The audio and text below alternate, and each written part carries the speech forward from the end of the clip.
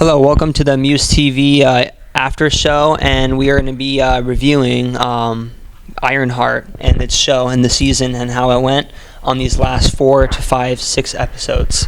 So let's get right into it. My name is Nicholas Renteria. I'm Liam Lopez. And let's talk about episode 4. Let's talk about what happens in episode 3 first, right? So in episode 3, it ends off as, the Hood sees his vision. His cape shows him that Ironheart killed, his right-hand man, John, right? So, and then in this episode 4, there's a tension between the two. Because in the very first couple of minutes, the Hood definitely you could see the tension because the Hood he's like I have plans for you, Riri, and he's always looking at her and talking about. Yeah, he's going crazy. That Hood is just. Yeah. At this point, the side effects of the Hood have been really just noticeable. Not only just to Riri, but just the whole crew. Everyone knows there's something wrong with him. Oh yeah, because that, and also you could see the marks and the scars that he's getting. Yeah, that's really bad. Yeah. So there's a growing tension now. And the Hood hasn't done anything yet to confront Riri about him or her, killing his friend, right? Let's talk about how Riri gets kind of paranoid. So what part of the show do you think is she gets paranoid? She's paranoid. Yeah, I remember she was sleeping in her suit. Yeah. And then every little noise she'd hear around the house. I think there's this one scene where she was sleeping in her suit. Just to put it simply, sleeping in her suit, and then she hears a noise, and then she just goes out to attack. But it's just I think it's just her mom or something. Yeah. Yeah, and she's just really paranoid, and you can just tell really easily. She knows that Hood is out to get her. She's always looking out the window, through the blinds, always scared. Yeah. Because even though they haven't said anything about it, they both know of what happened. Mm-hmm. All right, so. Also, another very important topic that I think that should be discussed is Ezekiel Stain and how in this episode he was captured and his all of the weapons he had down in that one barn in the basement they were all compromised. Yeah, his black market. Yeah, his black market and stuff, all his technology, and so he goes to prison. And then later in that episode, right, the Hood, the villain, he breaks him out, but only on one condition, that he must help him. Yeah, yeah, exactly. So he's he finds out about him and that they have a common relation to Riri herself. Yeah, that too. Mm-hmm. And the reason why he kind of ends up joining the Hood in the first place is because he's kind of against Riri now. Yeah. Because when Riri or Ironheart goes to meet him at the jail, right? Mm-hmm. He's blaming her for making him stand out and be be more involved. Yeah. And be more defending himself. Because that's the one who she taught him all that. Yeah, and then so if it wasn't for her, I guess what she sees is that he would have stayed where he was, and he would have still been in his house just chilling. He wouldn't have been all involved. So he blames Riri, and honestly, I see some truth, right? So I can see why he's blaming I could see why he's upset at that, but at the same time I feel she helped him a bit get out of his shell. 100%. Yeah, this was only for the better of him, really. Mm-hmm. Yeah. And then episode 4 continues with Ezekiel and his new technology and stuff. So the type of tech he's developing and the his plans that he has. Slug is saying oh, I like this guy because his inventions are pretty smart and new. Yeah. So we'll definitely see how he develops. Just not even in the show, but later on. Yeah, and even with that new technology, we see the Hood we see him break him out. Right? Yeah. And so at the end, I think at the episode 4, he's in a chair, and then they're putting drills in his head. Yeah, exactly. So they're conducting that whole experiment on him. We don't know yet. Yeah, until later on. But they're obviously gonna plan. They're gonna do something with him that involves his technology, and it just comes to show how big that guy is, and what he means to the team, and and what they're willing to do to stop Riri and like get more money. Yeah. And then it's until the very end where the Hood reveals that, you know, Riri was the one that killed John, like ended up killing him. Yeah. And now everyone is against Riri now, like including you know, Joe or Ezekiel, right? The Hood is against her now. The whole gang. Everyone. It's all about loyalty, like you said earlier. Yeah. So now they're loyal to the Hood now, but we'll see what happens in episode 5. Yeah. So now let's talk about episode 5, which was a very long episode, and a lot of things happened here. So let's break it down. So it starts off, I'm pretty sure, as you know, they go to the magic shop. That's probably the most important part of the episode. Introduce some new characters, and you know, the way Riri gets the mom to like go is because she says she needs some crystals to help calm her down. But in reality, it's just her trying to find out what kind of magic is in the cape from her mystical friends, right? Yeah. And you know, when they end up going in the basement and like figuring out what it is, they notice it's from a different dimension. It's super dark. Yeah, it's a lot more dangerous than they anticipated. Yeah. Exactly. Yeah, it's definitely a lot more dangerous. And they tell her to stay away from it. You know, it's magic that's not meant to be dealt with, which kind of raises concerns of like, where did this cape come from? You know, like seriously, like where could it have possibly come from? They mentioned Dormammu. Depths of hell. But the friend saying like she's about like 50%, 90% sure, like she doesn't really know. Yeah. So we're not entirely sure it's Dormammu, but it's definitely from that kind of like dimension. Yeah. Let's talk about Riri's panic attack here. So this panic attack leads to like, you know, a complete like breakdown of like her friends, and also like she got so much to worry about. You know? Yeah. So what ends up happening is she gets a panic attack of like the things she has to do, and you know, Natalie, right? Thinks it's best to bring Xavier over to help calm her down, which does not go well. Honestly, it does not go well. But what else can you do in that situation? You know, this panic attack comes to show that like she really is just human. Like she may be like super smart, but like honestly, she, like, in any situation, like she's just gonna like for any this is a crazy scenario. Honestly, Natalie's just doing like the best she can do, I guess, like as an AI. Like you know, she can't really do much, but like that's the best she can do. Yeah, I mean, she's dealing with like, you know, people that want her head, and then like you know, all she wanted to do was come to Chicago and make her suit. Just make her suit, But now she has to deal with all these problems. I could understand why she'd have a panic attack. So it's pretty understandable. But the panic attack leads to Xavier coming over, and he gets really, really upset when he finds out that Natalie is the AI.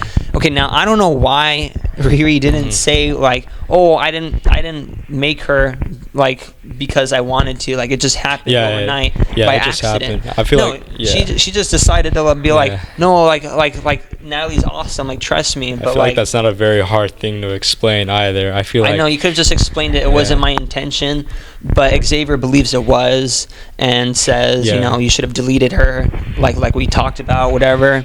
And this hurts Natalie's feelings.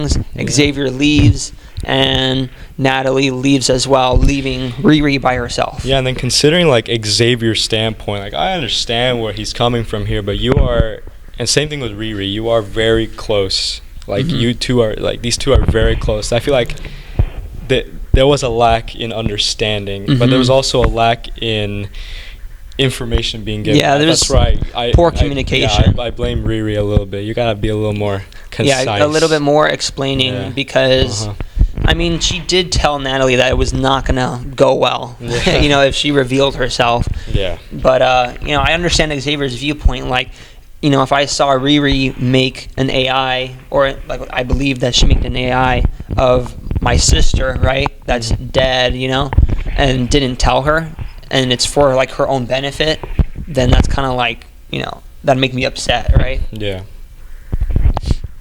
And then this goes into her talk with Riri goes into the White Castle and talks with her friend, right? Yeah, the magic girl. Yeah, and this is where we get mentions of Dormammu. Yeah. But again, we're not sure if it's Dormammu.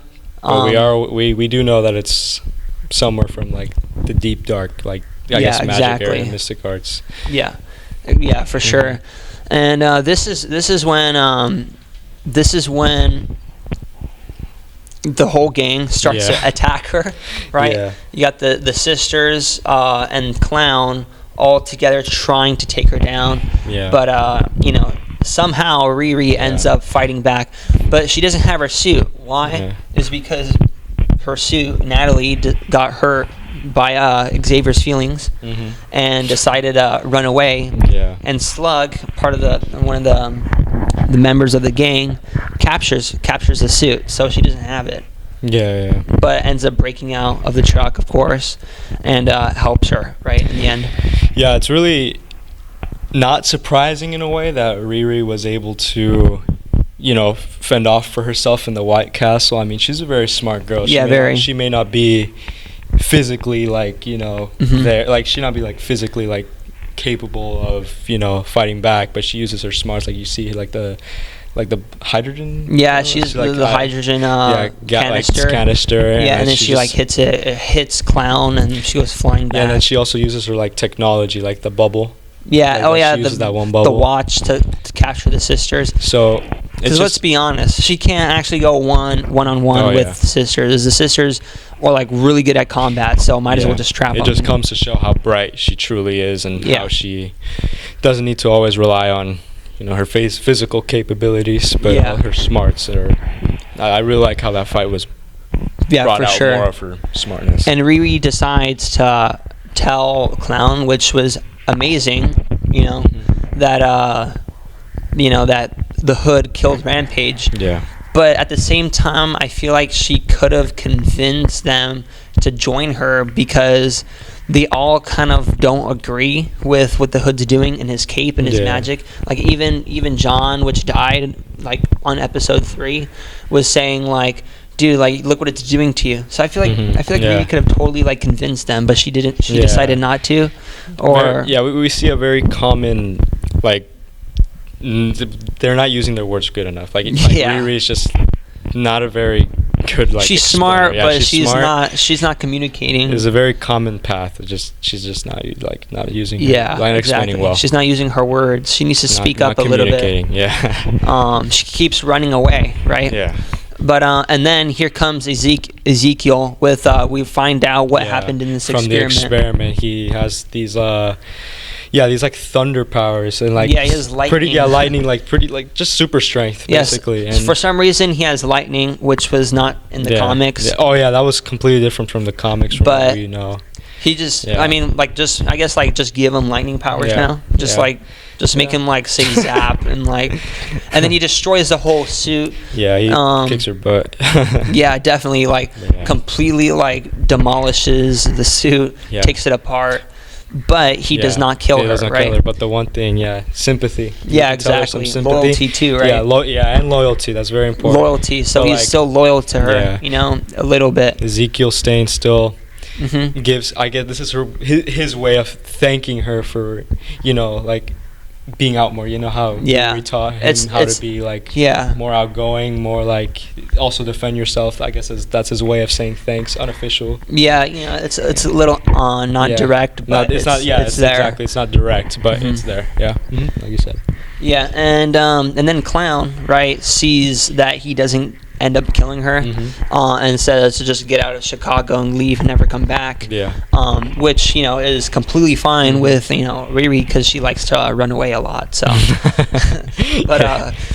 but she goes away, and it turns out that Clown and they end up going back, and the Hood ends up believing that that they did kill Riri, and that she is gone for good. Yeah.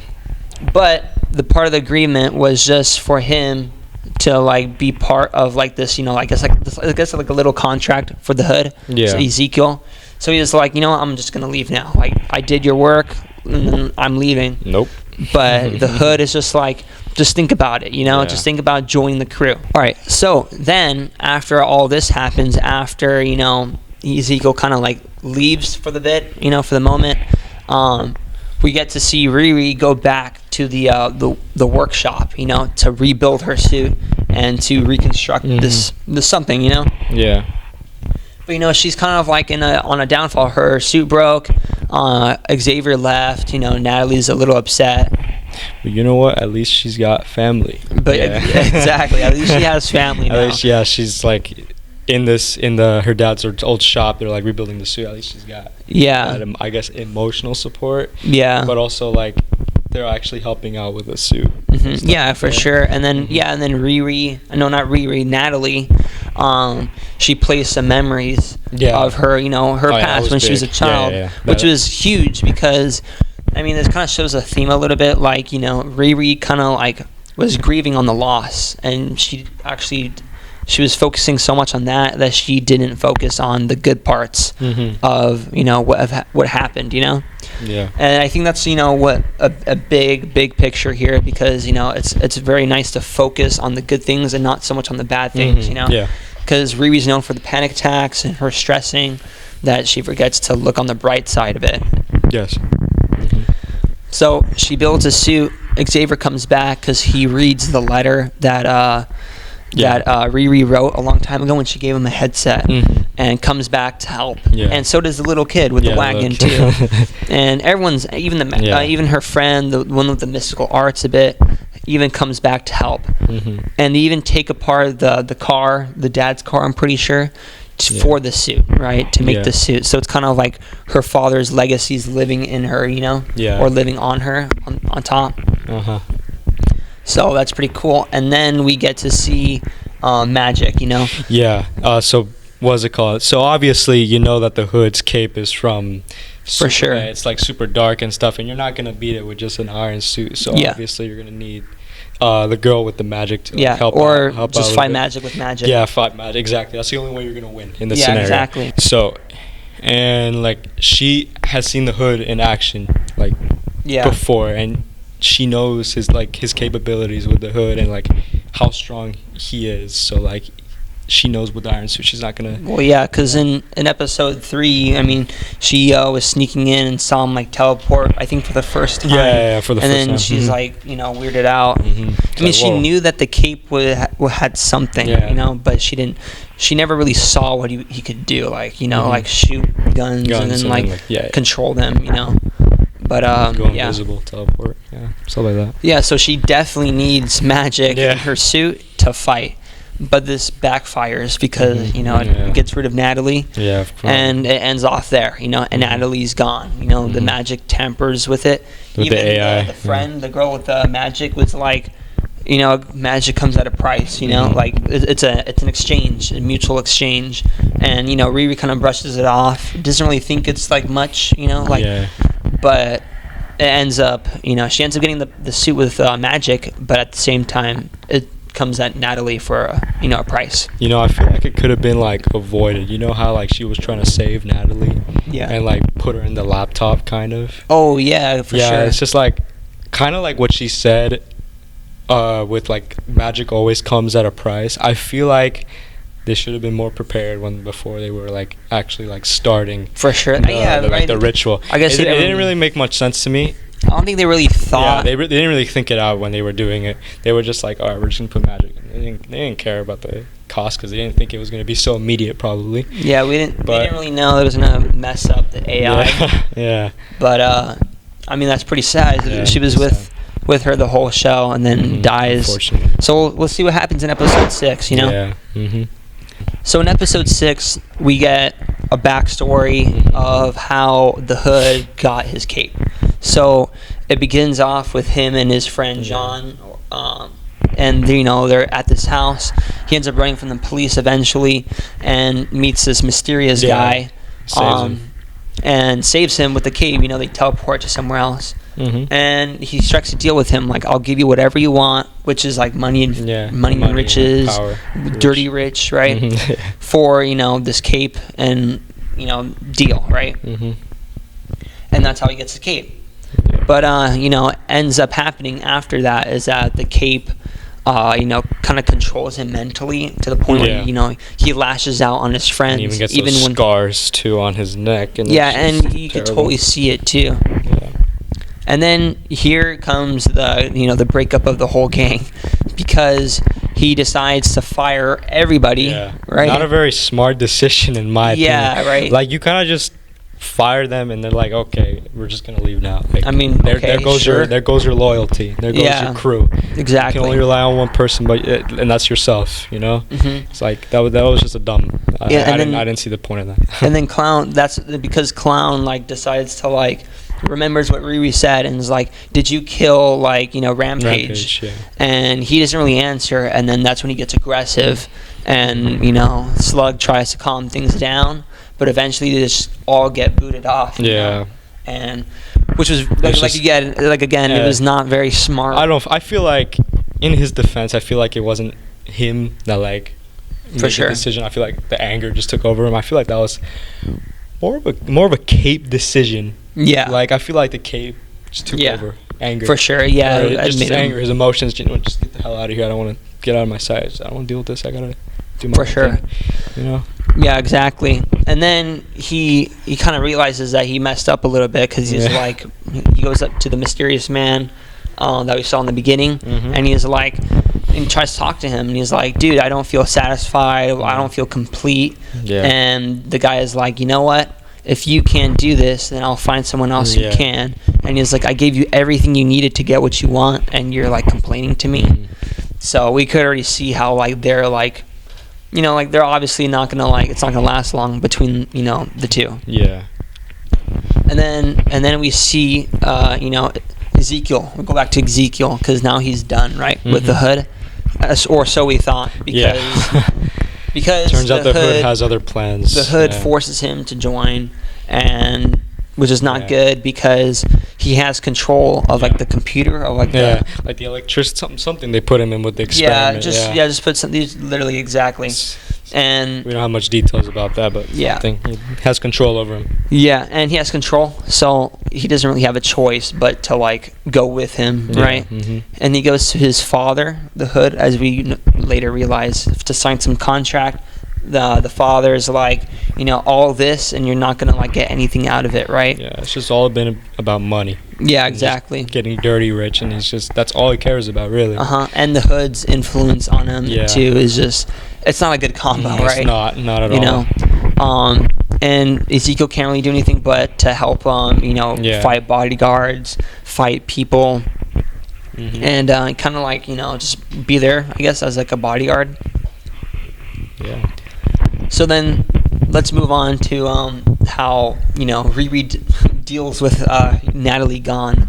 So doesn't take it very light. No. Definitely not. Yeah. She tries to make the AI again 1,000 times, I think. Yeah, a lot but of times. Doesn't work. Doesn't work. And honestly, I feel like if you really cared about someone like that much, I feel like you would do more to try to bring it back. I know the AI came out of she literally has no idea how it happened, but the one way she knew, maybe she could try something else, but the one way she was she knew how to make the AI, didn't work, but maybe she should have tried something different, because Natalie meant so much to her and the AI, and for sure, I feel like they should have spent more time trying to bring her back, but the other things had to be settled before it was. And then she makes a bright decision to if she's if I can't do this, or I can't bring her back, I'm just gonna fight the hood then.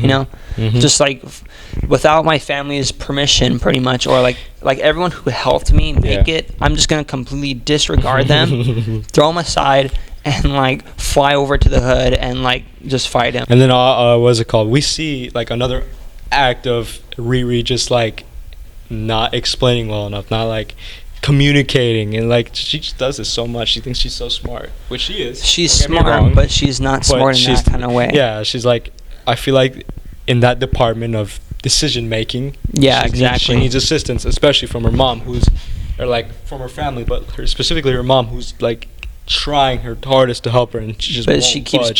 She keeps pushing them away almost.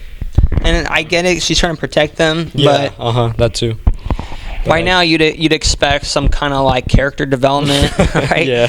It's episode 6, guys. Come on, like get some character development going. But there's none of that. She's just like the same. Keeps kind of like runs away, pushing people away. Doesn't really learn, right? But she goes to the base, I guess, where the hood is, and this is where she faces Ezekiel. Yeah. But so Ezekiel, right? He's still in control. No, the hood is still in control of Ezekiel. So he unwillingly fights her. Which and she ends up winning, right? Yeah. But kind of like rewires him so it's not in the way, like she's controlled by the hood anymore, and it goes back to loyalty. Like he's still loyal, to Riri, right? Yeah. And then we get to the boss fight. She fights the hood, right? Yeah. And the hood, we see it in his truest form. He's like this like vampire, claws, really long hands, right? You could see, like his transformation, and then the magic, of the suit.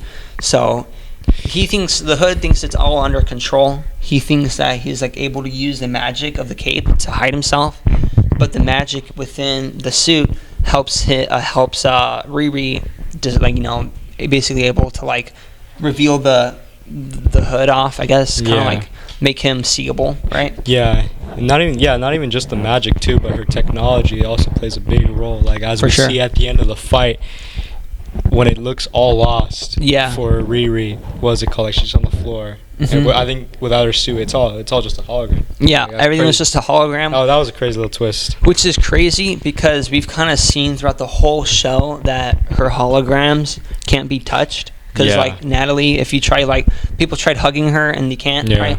But for some reason, I guess the hood was able to destroy the hologram, break it apart, destroy, like basically like throw Riri, whatever. And I guess it's not a little. It's a little like not logical. I don't know how a hologram could do that, but it worked. It worked somehow. And Riri ends up taking and snatching the cape. And I love this part actually of the show because Riri is like you don't need the cape, right? And the hood is like, I need it to like be myself. I need it to like be strong. And Riri's like, no, you don't. Like, right? Yeah, Riri kind of did things on her own and got to like the point, kind of. She, with the help of her friends, right, in a good way. And the hood kind of like pushed everyone away, right? Yeah. Under the influence of the cape, and that's why he lost, right? But Riri kind of does that too, but not in the way that the hood did it, right? In that extent, right? Yeah. I mean, the hood literally like hurt his friends, like I guess he kind of like hit them, right? Yeah. But Riri just didn't, I shows like the parallel and also the differences between the two. I agree. All right, so let's go to what happens after, right? Yeah. The mysterious man, right? Yeah. He kind of like he's tempting Riri to like make a deal with him, but doesn't say what kind of deal it is yet. And you would expect, right, that Riri wouldn't have any you'd expect that she wouldn't want to have any she wouldn't want to talk to the guy or say no or completely throw him off to the side. Who's on the side having pizza out of nowhere, right? Yeah. It's very suspicious, right? But she ends up sitting down and talking to him, And this is where we find out that he is Mephisto, right? Yeah. Which is, I thought it was pretty cool how they brought in Mephisto in here. I wasn't expecting it. Yeah. But and then that's when he's like I'll make a deal with you. Like what's something you want, right? And at first she's not really buying it, right? She's kind of she's saying no, kind of putting her foot down, right? But things just get worse from there. It just gets really bad. I'm trying to think of what else. Don't worry about it. We'll cut it. Don't worry. And then this is where Mephisto starts to get in her head a little bit, right? He starts to kind of bring up what do you want? What do you what I can give anything you want, and then that's where he kind kind of gets into her head and realizes that she wants Natalie back, right? She wants her friend back. And then Riri gets visions of like her in the future, like trying to get back Natalie. And she's kind of on the fence, right? Of like, should I say yes to him or should I say no? And we all wanted her to say no, right? Obviously, we wanted her to go back. She already won. She already got the cape, and she knows that the cape has bad influence on people. Yet she decided to, as it's shown, to say yes, right? I mean, I don't even think either of us liked the decision. It's like the decision was just terrible. I mean, once I saw that part in that episode, I walked out. I did not like that ending. Yeah, because you really got to think about it. I mean, Riri is very smart. She's so smart, and except for these decisions, right? But like, you gotta like seriously think about it. Like, I mean, I know that it's kind of the devil. You know, it has like I know like the devil has like these crazy powers, probably, right? It's like influencing powers, right? But she's better than like, that. I know. I think she's better than that, right? Yeah. It's totally realistic that she brings back Natalie with the AI, and if that's all she's thinking about, like what I said, it's realistic. Like, you can bring her back. Probably, you're smart. Again, no character development. They live in the Marvel world. Anything's freaking possible in that world. Like, you can bring her back. Come on. Yeah, you could totally brought her back without making. And she knew. I mean, like, she knew it was like the dark magic of the cape, or like herself. Like, she knew it, right? But she decided to say yes because it's implied, like, in the future she hugged Natalie. That's when you really knew. And you saw back. Like the scars that the magic gives you if you give a deal. It didn't even seem like Natalie was confused. Like, why is she back? Yeah, like it's like she wasn't happy about it. Yeah, she wasn't happy about it. You can almost tell, like, she probably knew the decision she made. Like, she was probably like up there, you know. She's like, exactly. Why am I back here? Like, it shows like confusion. It's like, yeah, you're touching me. Like, why is this a weird thing? Yeah, and then she's like back up and stuff, like, you know, and it's just like it's gonna end up like not going her way. Yeah, she knows what Riri has become. That's probably the dark thing. And then Riri is like, her main concern was like, is this gonna hurt anyone? Yeah, but it only hurt her, you know, and that's why she took the deal, which was the worst decision I've ever seen in my life. Because, I mean, come on, like, she knew it was the devil, right? I did not like that. You don't make a deal with the devil. Like, exactly. That's the one thing you don't do. And I just thought she would have changed, you know, a little bit. Like, just would have been like, you know what, I don't need her, you know, like. That was a perfect moment. Yeah, that was a perfect moment for her to like kind of flip the switch a bit and be like, but she didn't, and I was kind of to redeem herself. Yeah, and even if it wasn't up to her decision, I was still thinking Ezekiel was gonna come in and be like, I was like, where the hell did Ezekiel go? Where did he go? He was just sitting on the floor with like a blanket on himself. Where was the family? Where was the gang? Where was everyone? Right? It was just her and Mephisto, right? Yeah. Like, I expected someone to come in and be like, "What are you doing?" And then her to be like, "That's the one moment I will say she needed, like, that support from a friend, someone close, family." Yeah, and they didn't I feel like they could have used the gang a little bit, you know. Yeah. I feel like it could have brought it home, you know, if the gang kind of like joined. That's very reoccurring with the show too. Like, what's it called? The decisions she doesn't make with her family always end up going wrong. Like, remember, like her even going out to fight the hood, like, was a bad idea. It was a bad idea because she didn't really get the. Sure, she won. Yeah, but she didn't really get the permission from her, you know, her friends and family. Yeah. They helped her, right? They were day in, day out helping her, and she just kind of leaves and is like, "All right, see you guys. I'm gonna go fight." And then she just leaves them there, right? And they don't agree. They don't really agree with her decision.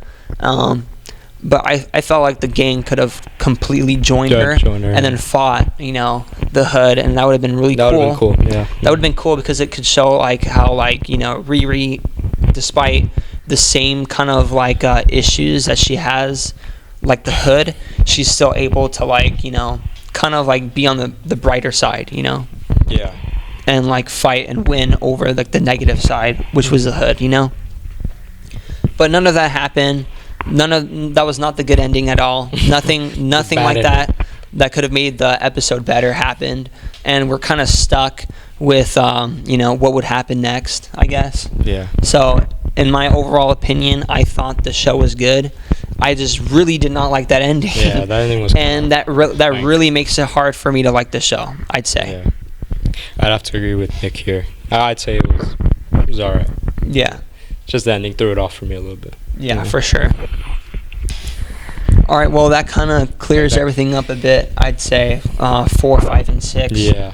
I hope you enjoyed our MUSE TV after show of Ironheart and our reviews. If you like them, leave a follow or a like or subscription. And we'd see you next time.